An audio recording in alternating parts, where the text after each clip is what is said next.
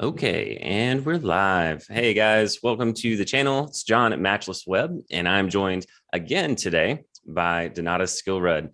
Donata and Hans Skillrud are the wonderful team behind Termageddon, the privacy policy generator. And she's been so kind to join me today to give us a walkthrough of what it looks like when you, as a web designer agency, send a lead over to Hans or Donata, and they walk the client through the process of going through the wizard. So their policy is all set up for them. So before we get going, Donata, I think you have some words you'd like to share. Yes, thank you so much, John. And thank you everybody for joining. I'm very excited to walk you through the Termageddon policy generation process. It's basically a series of questions that we're going to ask you or your client about their business and about their privacy practices, figure out what privacy laws apply to them, and therefore what disclosures their privacy policy needs to contain. And then the answers are used to create the customized policies for them.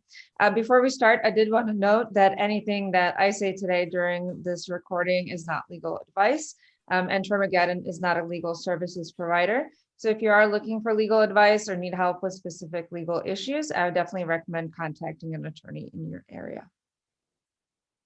Excellent. Hey, I have one additional question. I notice when Hans does videos, he has like the big red button on the wall or something. He's got like the Termageddon nuclear codes or something. Where's your button? Does he not let you have a button? What's the deal?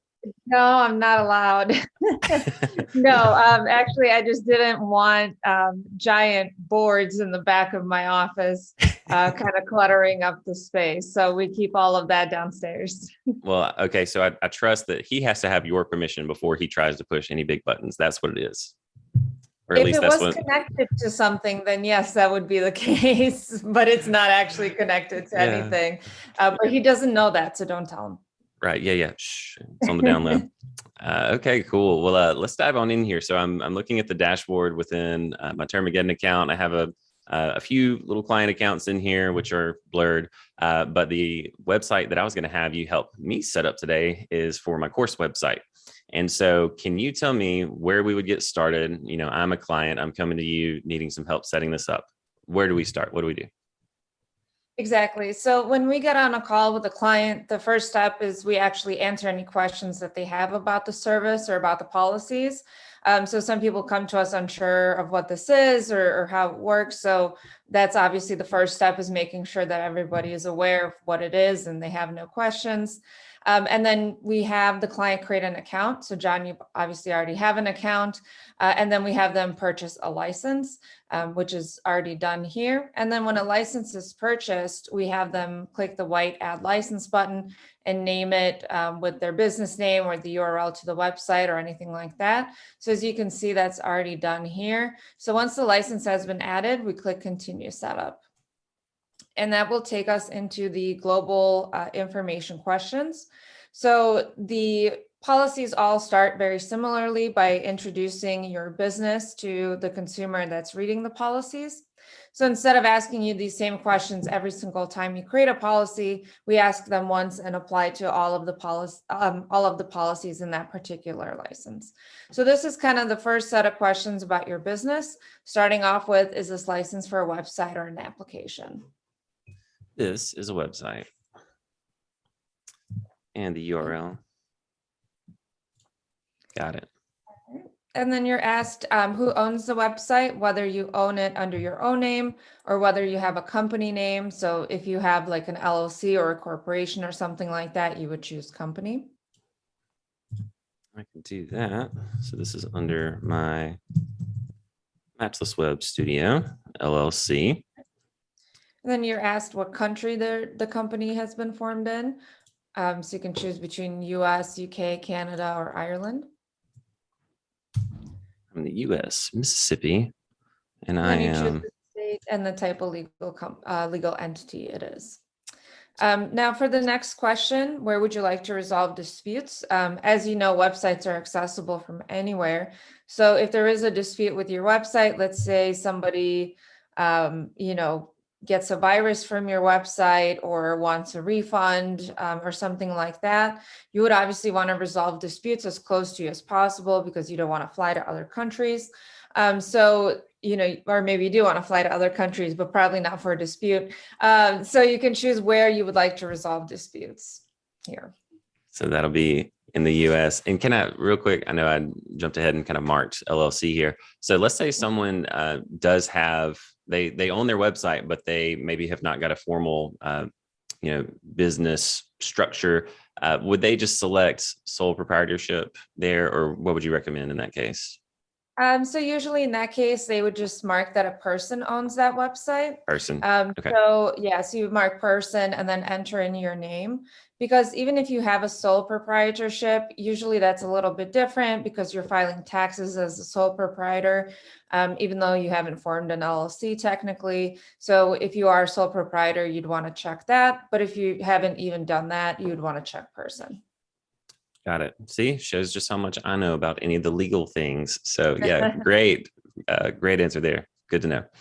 And if I'm resolving disputes, I want to do that in the same place where I live. And then you enter in the email where people can contact your business too. Got it. All right. And then once those questions are answered, you click save. I did want to note real quick, if you see those little gray question boxes there, if you're not sure how to answer a question, you can always click on that gray question mark, and that will take you to an article explaining how to answer that question too. So once you've answered the global license information questions, then you're going to want to add a policy. So click the gray add policy box and choose the policy that you'd like to create. And usually when we're on a call with clients, we like to start with a privacy policy. Let's do that. All right. So the first step in writing a privacy policy correctly is to figure out what privacy laws apply to that business or that individual or that website, because that's what dictates the disclosures that are present in the privacy policy, right? So this first set of questions will help us determine what privacy laws apply to you. So it starts off with what states, and you can select all, you can select none, or you can just enter one state or a couple states that you do business in. Okay. I think the audio clipped for just a second, but you were just saying, hey, you can select all or individual states. Yes. So if I'm just saying, hey, all of the US, wherever people might access my website, would I just want to pick this one? Yeah, exactly. Unless I just had something against people in I don't know, Nevada, not Nevada, close them off. Well, there are some businesses that are very localized. So if you are a plumber in Alabama and you will not go to another state to perform plumbing services, at that point, you would just choose Alabama. But if you have customers all over the United States, or if you're an e-commerce business and you ship all over the US, you'd want to choose all here. Got it. And then for the next question, do you collect the personal information of residents of any of the below states? So usually we would recommend selecting all here, because if you are collecting personal information, anyone from anywhere could submit their personal information to you. So you usually would want to select all to these. Got it. All right. And then the next set of questions concerns the California Consumer Privacy Act. So you would answer, do you have annual gross revenue of more than $25 million? What if it's double that? I'm kidding. Obviously, no. So that would be a yes then if it was double.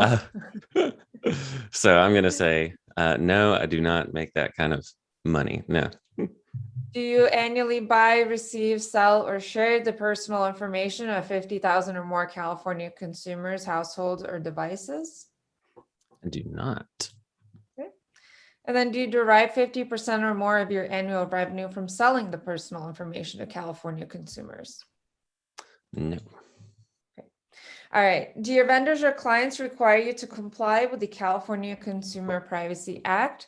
This would usually be a contract that you signed in the last 2 years or so that requires you to comply with that law. And usually you would remember, because there's a lot of privacy requirements with that law. So you would have to do a lot of privacy work. So if you haven't done that, usually the answer to that question is. Yeah, nothing I've done.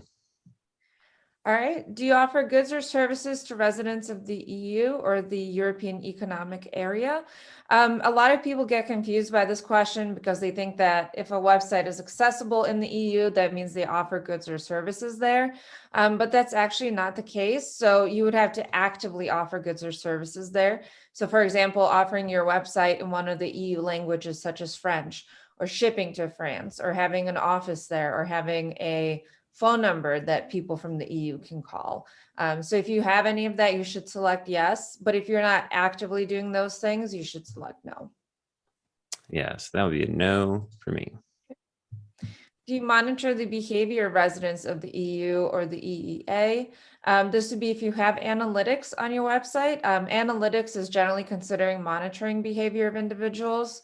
So if you have analytics, you would select yes here. Do you have analytics? Yep, and this would be a GDPR question. So if you selected yes to that, that means GDPR applies to you. All right, and then do you offer goods or services to residents of the UK? Similar answer to the other. Would that be, hey, I'm not specifically targeting them with exactly. those things? So that'd be a no. And then do you monitor the behavior of residents of the UK? That would be a yes. And then do you collect the personal information of Canadians? So really, if they could submit their information to you, you'd select yes here. Got it. All right, so that's the privacy laws. So you're going to click next now to go on to the next page. Okay. All right, so this next page, you're going to select all of the information that you collect on your website. So if you look through your forms, your email newsletter signups, your registration forms, all of that stuff, what kind of information do you collect? So you'll select all of that on the left-hand side. So like names, phone numbers, emails, things like that. And because you have analytics, you would also select IP address and then information to how people interact with your site. Got it. And I just wanted to maybe highlight this. And I know they are separated shipping addresses and billing addresses because I know on the course website, people do have to enter in billing address, but I'm not mailing them anything. And though that might be the same thing for some people, if you did have both, billing and mailing address sharing the same thing, if I'm not explicitly going to be mailing them something, I don't need to mark shipping. Is that right? Yeah, exactly. Cool. Definitely IP address, definitely email address. Talk to us about device identifier. I know that there's some nuance within how you set up Google Analytics to either specifically track a device or to opt out of that. Mm-hmm. Exactly. Yeah. So it can be information that's collected by your analytics. So you would have to check the analytics settings to see whether or not you actually collect the device identifier, because a device identifier is assigned to a consumer. So let's say, obviously those numbers are a lot longer, but just for example's sake, let's say my device is marked as device number 2.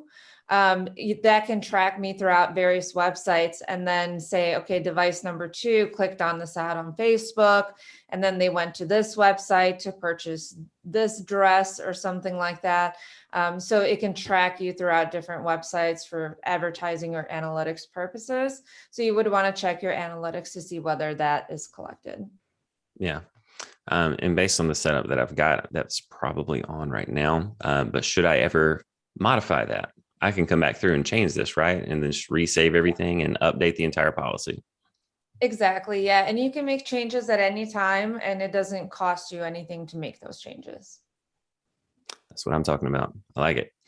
Let's see. I don't have any passport numbers I'm collecting. Driver's license numbers.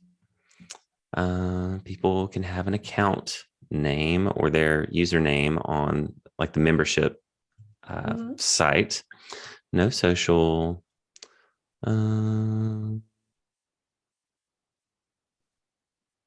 Yeah, there's a lot of options there. But if you don't see an option for something that you do collect, you can always select other and then input the option that you do have.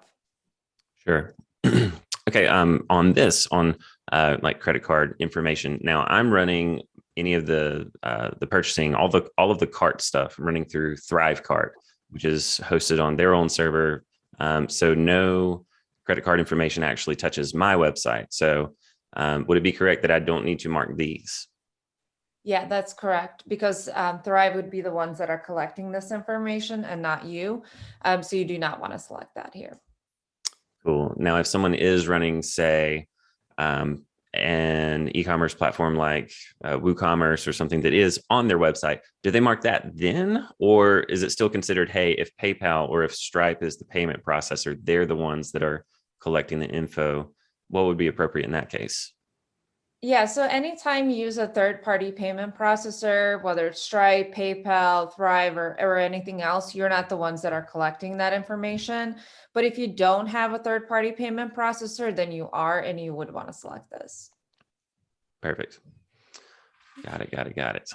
No medical information would be needed on, let's see, in my use case. So Okay, so we're going to stop here for a second. You would want to select information regarding your interaction with our website or application, because that is collected by the analytics.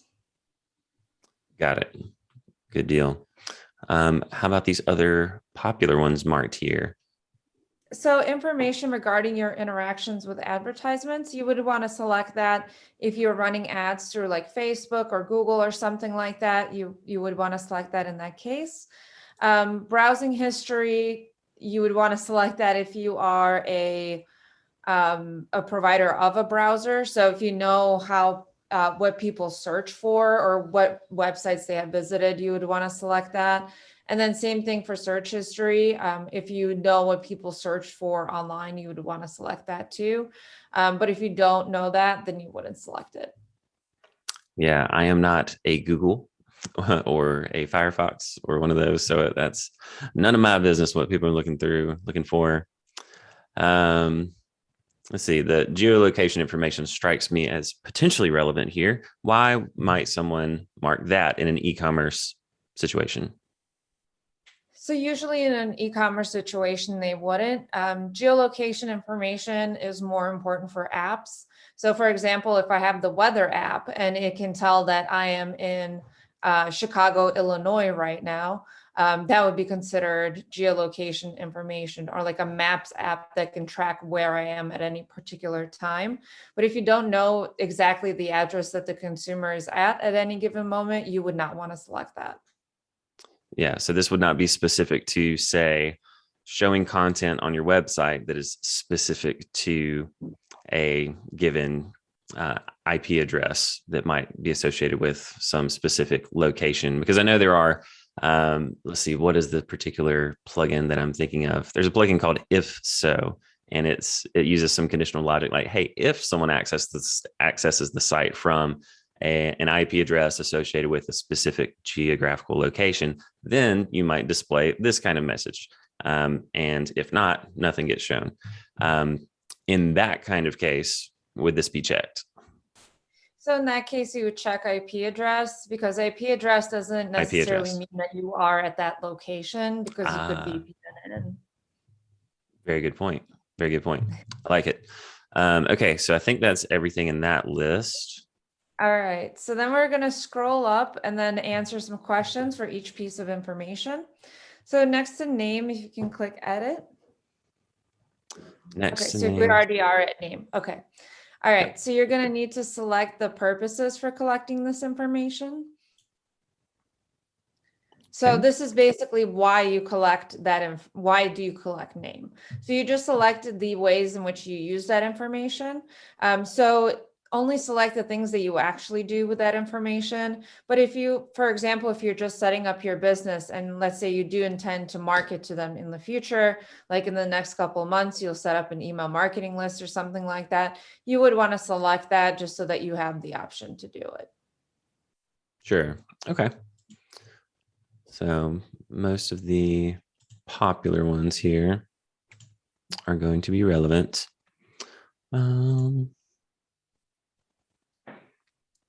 And I'm not providing financing, solving disputes, verifying information. Okay, I think that's it. Great. And then if you can scroll down on this, yeah, just minimize that. And then you'll need to select the sources of this information.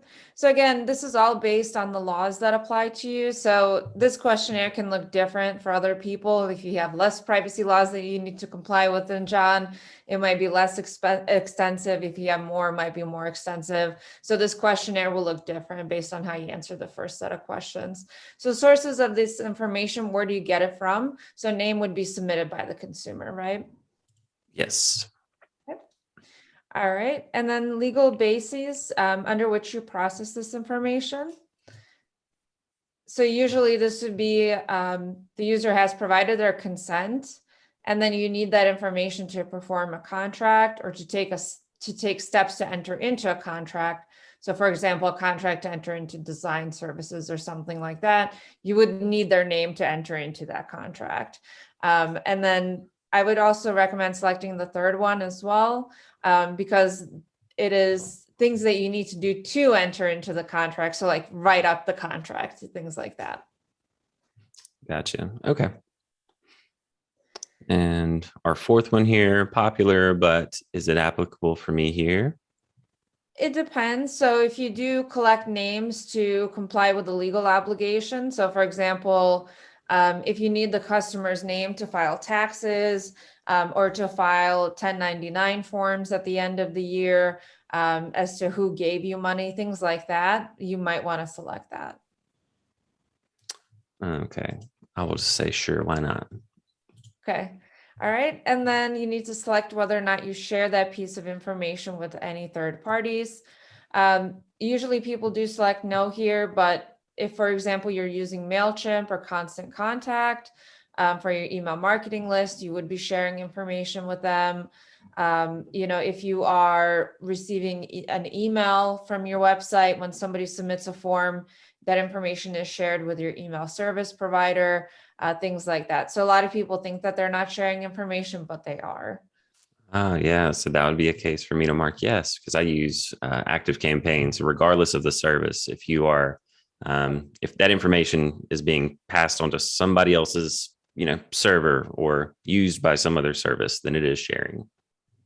Exactly. Yeah. So since you selected yes, you're going to need to select the categories of third parties that you have shared this information with. So for example, like content management systems, if you're using WordPress, that information is shared with WordPress. So you would want to select that. Customer management systems like HubSpot, you want to select that. And then here you'd have to answer why you do that. So usually for content management system, it would be to manage interactions, potentially to analyze the interactions with them and your website, things like that. Yeah, that looks like what I would mark there. Okay. Analytics providers. Email market. Ooh, come on. So that would be to analyze your interactions. Got it. Okay. Data linking platforms. That is a common thing. Zapier or Pabbly Connect, if this, then that. Okay.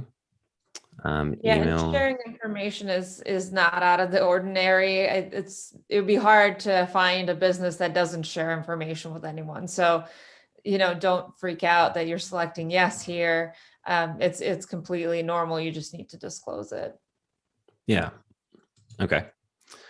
And with email marketing, would be to market to you via email. Okay, so not this one. Got it. Okay. Email service providers. So I use Gmail for my, now Google Workspace, whatever they're calling it now. But if I'm not running customer information through that, well, I'm running the domain. My domain that the email is sent through uses my Google domain. The domain for my website. So is that a mark yes on this one? So if somebody submits a form to you, do you email them back?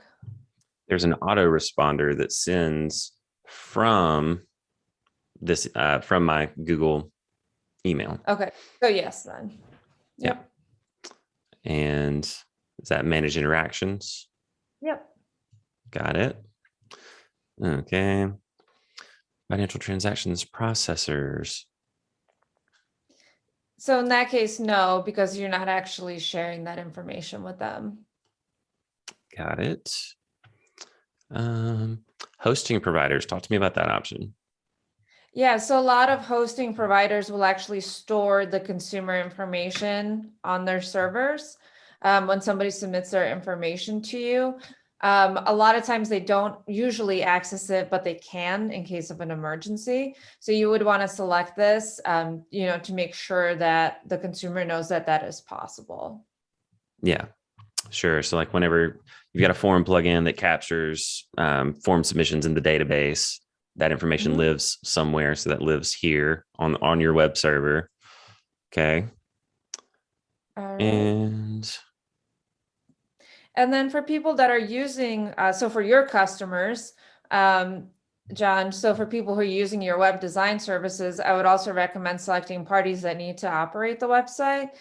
So you don't need to select this because you're the web designer yourself, but if you're going into your customer's backend of their website, you could potentially see consumer information there.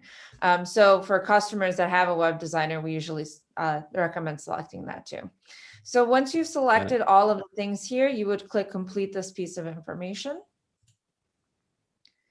All right, so then it will take you into the next piece of information. Now, if you use billing address in the same ways that you use name, you can actually copy your selections from name into billing address. So if you want to do that, you can click copy the same selections from, and then select name. And then you'll see it'll pre-populate all those answers. And then you can just click complete this piece of information. And we're actually not going to copy them for IP, device identifier, or how people interact with your website. Those will be slightly different. So you can, for IP address, for purpose for collecting this information, you can just select analytics. Okay. And then do you run ads? Do your ads collect IP address too? Facebook ads would, yes. Yes. Okay. So if you don't mind going back to the purpose. Okay. So you're actually going to also select counting ad impressions to unique visitors. And then verifying position and quality of ad impressions, which is at the very bottom. Got it. Okay. I hesitated on that one because I was like, well, wait, hang on. I know that some third-party cookie stuff, and I know we're talking IP addresses, but I know that there are just some changes happening in the advertising marketing world. Yeah, right. So we better select yes just to be safe, though. Sure. I think. Yeah. Okay. So then, for sources of this information, you're going to select tracking pixels, observation and recording of activities by the business, and then social networks. Right. And then legal bases would just be consent because it's not really necessary to enter into a contract with the consumer.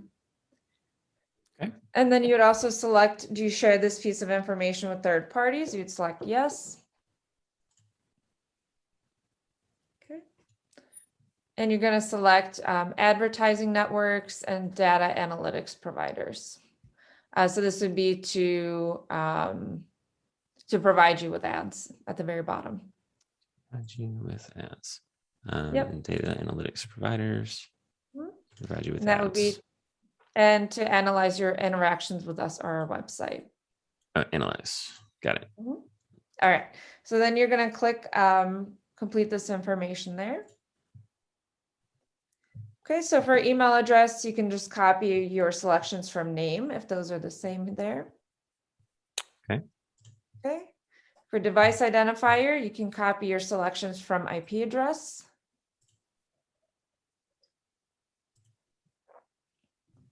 All right, for account name, you would copy from name.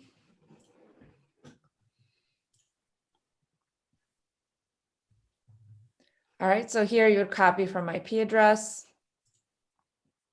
See, we're rolling now. We're just The first step is the hardest, yeah. And then you're going to want to copy your selections from IP address too here. Okay, and this page is done. So now you're going to click next. Let's see. Did it get me on that? Okay, just making sure that Yeah. click was captured there.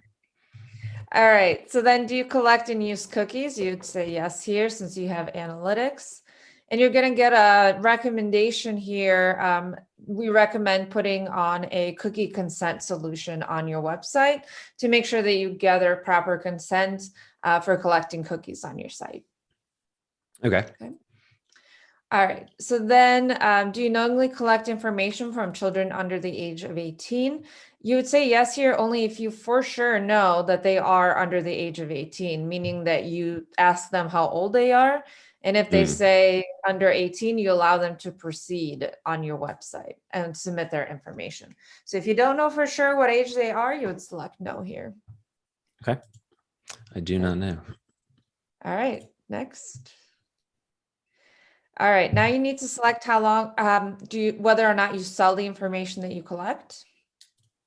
I do not. Okay. And then we need to select how long you store the information that's provided to you. So here you have two options. Option one is a specific time period. So for example, 7 years or 10 years. Option two is until something happens. So for example, you store their information until they unsubscribe from your emails. And at that point you delete it. So which one fits you better here? More than likely the until something happens. Can you think of a case where it would be the most appropriate thing to go with that, 7-10 year option? Like, is there a use case where you'd say definitely do that one, not the until something happens? Or is it just kind of up to your... Depends. So it's up to your business and how you do business. I guess a specific time period. So for example, let's say somebody submits a form to me, and if they haven't responded to my response to them within 7 days, I automatically delete their information. That would be definitive time period. Or somebody does your taxes and then deletes all of your information after 7 years, after it's no longer needed for those taxes. In that case, you'd want to say 7 years or something like that. But a lot of times it's until something happens, because we have a lot of interactions with our customers, people come back, things like that. So if you select until something happens, you'll have to put in until what happens. So you say until you unsubscribe from our emails, or until you're no longer a customer. Say that until you're no longer a customer. Yeah, sure. Awesome. All right. Do you use the information that you collect for direct marketing? If you're doing email newsletters, you'd want to say yes here. Do you use the information you collect for automated decision-making? Automated decision-making is basically making decisions through computerized means without any human involvement that has legal effects on an individual. So for example, automatically pre-approving people for a credit card based on their credit score. Do you do anything like that? I sure hope that I'm not signing people up for a credit card if they opt in for a course. But yeah, no, not doing that. Right. And a lot of people think that their kind of email automations would qualify for this.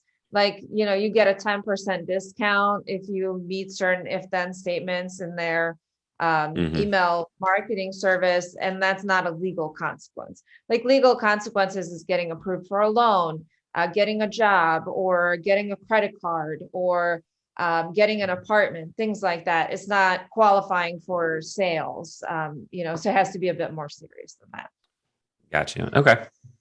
Do you use the information you collected for profiling? This would basically be creating profiles of millions of consumers to try to predict what they're going to purchase next, whether from your company or from other companies. Most of our customers don't do that. Yeah, not directly. So one thing that immediately did bring to mind, though, was within Facebook ads, you can, create these custom audiences that are, you say, hey, based on the information that you have, Facebook, on the people that have visited my website and have interacted with my website, can you go out and now find me other people who might have behaved similarly on other websites? So that's indirect means, though. So this is not that same kind of thing. I am not doing this myself. So marking no Correct. for So that. if Facebook is doing it, that's kind of Facebook's problem. This would be only if you're doing it directly through your site. Got it. All right, so now you need to select how you protect the personal information that you collect. So here's some options, and you can just select yes, or no here. I would definitely recommend selecting yes only to the things that you actually do here. And your policy will only list the things that you select. It will not list the things that you don't select. Okay. So we're only gathering what we need. Do you use SSL connection for all the things? I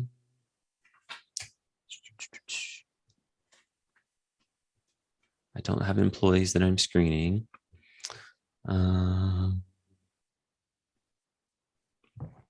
Do you maintain up-to-date software, safeguards, firewall, that kind of thing?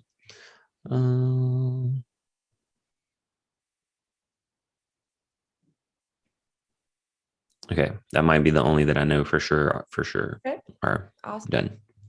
All right, so for the next question, if you select yes here, we could include links to your policies, procedures, standards, or codes within your privacy policy. So for example, if you'd like to link to your password management policy or your bring your own device policy in your privacy policy, you can do that. Most of our customers don't, but it is an option if you would like to. Yeah. If someone wants to find that information and I mark no, they can still find it, right? They would still. It's just not as easy. Well, yeah. At that point, we would need to contact you to obtain access to those documents. Yeah. So these wouldn't be like separate policies listed on the website that someone can stumble across if they're really looking for it. This would be stuff that they've got to come to you to get. Yeah, exactly. Yep. Got it. Okay. So I'm going to mark no on that one. Okay. And then for the next question, you can select whether you use Google Analytics or another type of analytics program. No. Okay. All right. So next page. All right. Does your website contain links to third-party websites? You would select yes here if you have links to like your Facebook or Instagram pages, things like that. Does your website respond to do not track signals? This was an old technology from an old California privacy law. Usually people don't know whether the website responds. So if you don't know, we would recommend saying no because 99% of websites don't respond to that setting. Got it. All right. So for the next question, because you are collecting the information of Canadian residents or you're tracking the behavior of residents of the EU or the UK online, you would want to select whether or not you want to offer the privacy rights that are given by those privacy laws to residents of those countries only or to everyone that visits your website. So for example, EU residents can ask you to delete their information or to correct it in your records if it's incorrect. Some people want to offer those rights only to the people who receive them by law, which is what's required by those laws. And others want to offer them to everyone regardless of their location. So you can select which one you'd like to have here. It does not matter to me really, but we'll say for the people to whom the law is written for now. Good. All right. And then you want to select the same thing for EU and UK as well. Okay. All right. So for the next question, when somebody contacts you to exercise their privacy rights, you want to make sure that they are who they say they are, because you don't want to provide your customer information to like scammers or something like that. So what information would a consumer need to provide to you to verify their identity to exercise their rights? And you can select any of the ones from that list, and you can select multiples too. Yeah. So I know some people might be savvy enough to locate their own IP address, but that might not be what I would list there. So okay. We'll go with, I don't know, we'll pick all these. Awesome. All right. How will you notify users of changes to your privacy policies? So because you're using Termageddon, you can select the first one because we'll post the updated privacy policy to the website. And then you can also select whether or not you'll send your customers an email letting them know that your policy's been updated. What would you say is best practice? I know I get emails from, maybe bigger companies when they say, hey, we've updated our stuff, but Is it sufficient to just post it on the site? What would you recommend? So it really depends on the laws that apply to you and the change. So for example, if you were to say, so you said right now that you don't sell personal information, but if you decided to sell it, that's something that you would want to let consumers know because that's a really big change, right? But if it's a very minor change, like you change a word or, something grammatical here or there, you don't want to inundate people with these emails because they'll stop reading them. So what I recommend to our customers is not selecting these because if you do select them, you would have to email them every time. If you don't, you can make a determination on a case-by-case basis. So usually I recommend not selecting this and then choosing on a case-by-case basis whether or not to notify, depending on the change. Okay, gotcha. Okay. All right, so next you'll need to input the email where people can exercise their privacy rights. All right. Now, where do you process the information that you collect? Do you process it in the United States or do you process it outside of the country, like send it to a contractor overseas or anything like that? It would be right here at home. So would I specify USA or just the state? I recommend putting in the United States and taking out Mississippi because you are using Google Analytics, which is in California. So you would just want to do United States. Yep. Okay. All right. Did your company, sorry, go ahead. Oh, sorry. I might have like hiccuped or something. Oh. All right. Do you have a data protection officer? If there was one, it'd be me, but not a specified someone that is not me. So is that a no? Okay. So no, this would be somebody in your company that only does privacy stuff. And usually it's for bigger companies. So I wouldn't be too upset that you don't have one. Do you intend to transfer data outside of Canada, EU, or UK? Yes, because you're transferring it to the United States. Okay. Okay, so you're going to put in United States here. Okay, and then who is accountable for your privacy practices and policies? I'm going to guess that that's going to be you, right? Totally me. Okay. Let's see. We'll say I'm the owner. You can plug in a phone number, which will be blurred, so no one call me. But you can email. All right. So now you're going to click submit. Okay, and that is it. So that's the privacy policy generation process. Here's your embed code. So you can actually view your policy at any time under view policy. You can edit any of the questionnaire answers to the questions by clicking edit policy details. The embed code is what will go onto your website's privacy policy page. There's some instructions there on how to do that. And then if you want to change any of the text of the policy manually, you can just click override policy, and that will allow you to make changes. And basically, this is the process for every type of policy. So if you want to create a terms of service, you'll go through the same process, same thing for disclaimer and user license agreement. It all works the same. Love it. And I guess I'll mention this too. You might have already said this, but just as far as formatting the embed, you can left align headings instead of centering them. I think that's one of the main changes I might normally make when I'm just embedding it to someone's website. I think that's the only one that I put. And maybe depending on how your website is set up, if you've got like a generic page heading that just uses whatever the title of the page is, let's say your page is already titled privacy policy. If you don't want the Termageddon policy to also then say privacy policy immediately, below it on your page, just however it's, designed, you might want it to not display the title privacy policy. You can also hyperlink emails and then use accordions instead of tables to kind of make it look a little bit nicer too. But this is kind of John's job. So if you're just a regular client, usually our clients don't go into this page at all. Usually it's the website designer who will go in and grab that embed code and then make those advanced design settings too. Perfect. So from there, as the web designer or agency, you then plug this code in wherever it needs to go. But yeah, that was a great run through of how that wizard works. and what the process would be like if you were to send one of your clients to Donata or Hans. They could walk you through this whole process, or walk the client through this whole process. So you've now got a feel for what it's like to hang out with the Termageddon crew and get your stuff taken care of.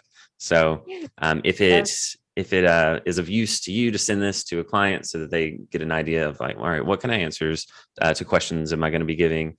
Is Donata cool to hang out with or no? The answer is yes. Is Hans cool to hang out with or no? Yes, obviously. No, so this has been great help. And Donata, I thank you so much for running me through this so I can get this policy thrown up here on the course website now. Yeah, of course. Always happy to help. All right, Donata, thank you so much. We will chat again soon, I have no doubt. Sounds good. Thank you. All right, bye.